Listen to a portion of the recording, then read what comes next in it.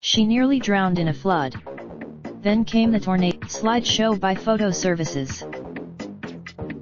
Carl Junction, MOU. Olivia Rogers graduated from high school last Sunday, and a day later, she thought her life was over. Her car was swept off a road in a blinding rainstorm late Monday evening, and she would spend hours fighting to stay alive. 2 days later, she was huddled in a friend's shelter as a tornado tore through her neighborhood, flattening homes. Call it a divine test of will.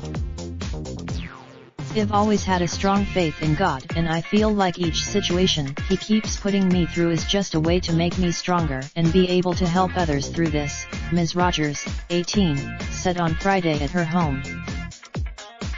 Cities across much of the central United States were on edge on Saturday, days after strafed parts of the Midwest and South. Several have flooded. The tornado on Wednesday was not even her first. Exactly 8 years, but the whirlwinds did not compare with her struggle in a raging creek in heavy rains and wind on Monday. After Ms. Rogers got off work at a Joplin television station, she told her co-workers to be careful as they headed home, knowing that the area was under severe thunderstorm warnings. At about 11 p.m. I can't see anything, and of course I wouldn't have driven even in a little water if I had seen it, Ms. Rogers said. She had driven on. My Jeep is heavy, but it starts floating. So I rolled down. A co-worker of Ms. Rogers's, Mason Coral, was driving close behind her since he lived nearby, and his car was also caught in the floodwaters.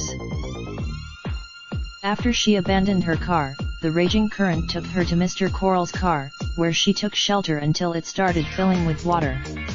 They climbed onto the. He was on the phone with 911, and I am on the phone with my mom as we were getting on top of the roof, Ms. Rogers said. The last thing they decided to abandon the car, afraid that the current would flip it over and that they would be dragged under. When Mr. Coral, she jumped into the water. Immediately, I thought, oh my goodness, thank you, Jesus, I am safe, Ms. Rogers said. At daylight, she was looking for a way off the island when she spotted a man in a truck on the bank and shouted for help. He called 911. Her mother, Courtney Even, had been hysterical with grief most of the night and had all but given up hope that rescuers would find her daughter alive. That morning, Ms. Even, 51, was standing with relatives and friends some distance from the river when a Jasper County Sheriff's deputy approached them with a stoic face. He said, "Your daughter has been found alive, and we all just lost it," Ms. Even said in an interview on Friday. "We fell into each other." Ms. Rogers was taken to a hospital where she was treated for hypothermia and exposure. She said her ordeal on Monday night made what happened on Wednesday seem anticlimactic. Again, it was when Carl Junction was put under a severe thunderstorm warning. Ms. Even and Ms. Rogers drove a few blocks to the home of a friend, Judd McPherson, who had a tornado shelter. The three of them and 5 others, along with 3 dogs, hid in the small concrete shelter as the whirlwind made quick work of houses nearby.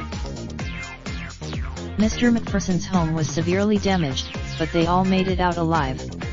That tornado would, Ms. Even said her daughter was gaining something of a reputation.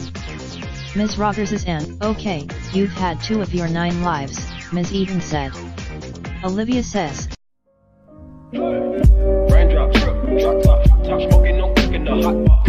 Fucking on your bitch, yeah, that. Looking up, open the park, pot.